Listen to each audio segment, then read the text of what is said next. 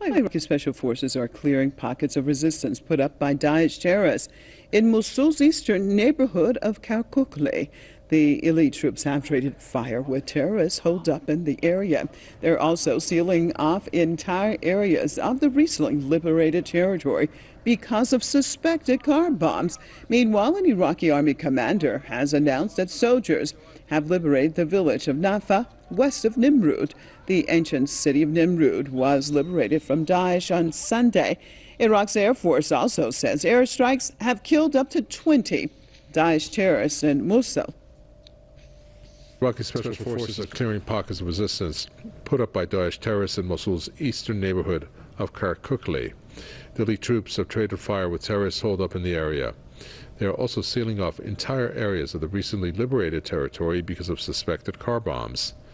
Meanwhile, an Iraqi army commander has announced that soldiers have liberated the village of Naifa, west of Nimrud. The ancient city of Nimrud was liberated from Daesh on Sunday. Iraq's Air Force also says that airstrikes have killed up to 20 Daesh terrorists in Mosul. Scouring one street after another, Iraq's elite counter-terrorism unit is not taking any chances in a battle to retake the city of Mosul from Daesh terrorists.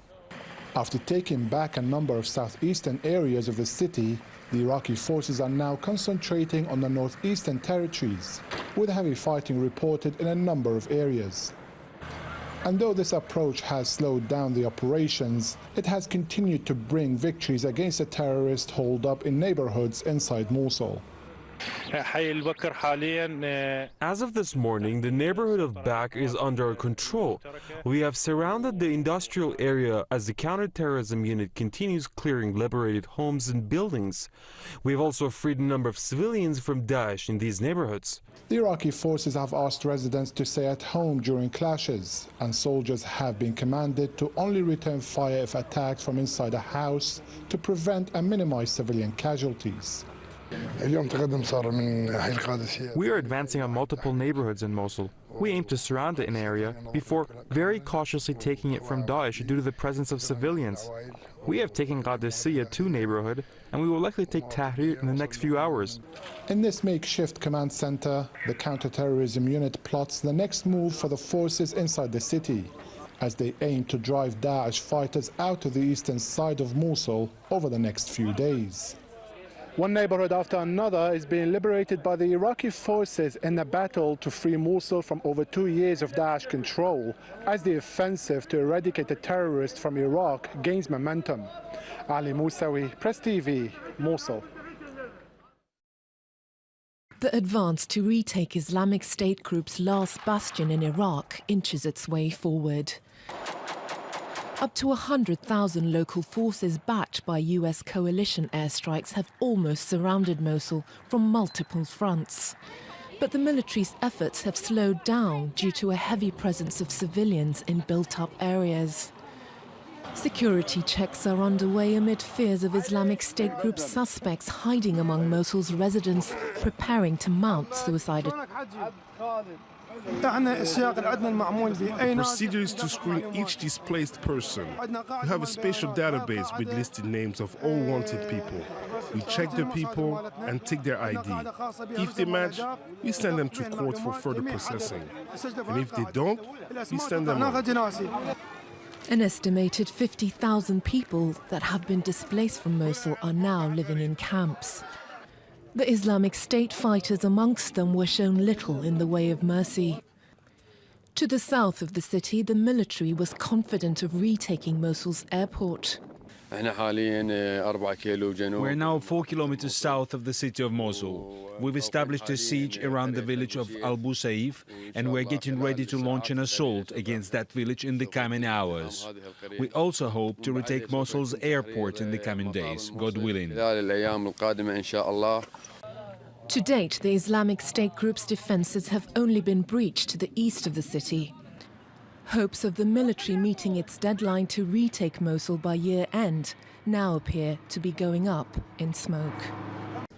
These men are members of a 3,000-strong fighting force called Lashkar-e Rouge. The name translates to Army of the Sun. They are Syrian Kurds who came to northern Iraq to help the local Kurdish Peshmerga fight ISIL, and the battle isn't over yet. Mosul is around 30 kilometers in that direction. Basically, from here until the beginning of the city is still controlled by ISIL. Now, Kurdish forces here say that if you look straight through this hole here in the sandbags, that they have seen ISIL forces, ISIL fighters along that road in the last couple of days. The forces say they are regularly targeted by ISIL snipers firing from positions close by. They say ISIL uses the riverbanks and vegetation as cover at night before firing mortars at their position. We are a defensive force, not an attacking one. We remain on this Kurdish land because we are helping the Iraqi Kurdish Peshmerga defend the people who live here from terrorists and criminals. The Kurdish fighters in this observation post say they were shot at by a sniper a few hours before we arrived. This bulletproof glass protected us, the fighter says. Iraqi Kurdish Peshmerga in the semi-autonomous Kurdish region of northern Iraq have played a leading role in clearing ISIL from towns and villages since the battle for Mosul started last month. But the fight is far from over. Iraqi forces are struggling to advance into the city from eastern outskirts. They are facing suicide bombers and are concerned about ISIL using civilians as human shields. And there are vast swathes of northern Iraq like this that are still under ISIL control. These Syrian Kurdish fighters say they are vital for the defense of what they describe as Kurdish land inside Iraq. Charles Stratford, Al Jazeera, northern Iraq. The continuing battle against the radical Islamic terrorists of ISIS in Mosul. Iraqi forces now pushing out the fighters from more than one-third of the eastern part of that besieged city. This as hundreds of civilians have been lining up for food in an area where rations are starting to run low. Greg Palkart is live in Ibril, Iraq with the very latest, as there does seem to be progress against ISIS, and that has been gaining. Hi, Greg. Hi, Eric. Yeah, big claims of progress today from officials in the efforts to get ISIS out of Mosul, but some very hard realities on the ground. Specifically, Iraqi officials are claiming that they have liberated 10 districts in the eastern side of the city from ISIS and that they have killed 1,000 militants. Other officials are indicating that's a bit on the optimistic side. The militants are counterattacking in areas that Iraq says they have cleared, and they are using civilians to slow down the progress of the offensive. U.S. officials also saying today that they have backed up the Iraqi forces big time, saying that they've conducted 4,000 air, artillery, rocket strikes in the past 4 weeks. They're killing militants, but they're also destroying car bombs and tunnels. Still, again, the U.S. help is going to be less helpful as this offensive more and more gets into the center, populated part of the city. And finally, caught in the middle of all of this, of course, the million-plus residents of Mosul seen in images today fleeing the fighting, lining up for food and water. Services like electricity have been knocked out in the areas that have been liberated from ISIS. And yes, they're being targeted again directly by ISIS thugs. More reports of 20 civilians killed for, quote-unquote, collaborating with the enemy. Eric, how long will it take to get ISIS out of Mosul? Just in the couple of weeks that we have been here, we unfortunately have seen the estimates rise. The first official we talked to said 2 to 3 months. The second said 5 to 6 months. Today, we heard a guess of 10 months. You got to hope and pray for the sake, the very least, of those civilians, those innocents caught in the middle of all this. It's done faster than that. Back to you. Absolutely a humanitarian crisis, but it is slowly gaining ground. Thank you. Jenna? One of the things we've done, however, is also look at the city itself, where currently Islamic State fighters are still holding their ground. And now they haven't been sitting around idly waiting for the Iraqi forces and their allies to arrive to the city. They've actually been digging in and setting up some quite impressive defensive positions. And in looking at satellite imagery that was taken on October 31st, we've noticed some very interesting positions that were established along the southern edge of Mosul city. What we're actually looking at here is a long line of road barricades that the Islamic State has put in place, as well as some positions where they have not actually shut down roads yet, but they've put positions in place where they could simply topple concrete blocks into the street and close them down when the fighting gets close.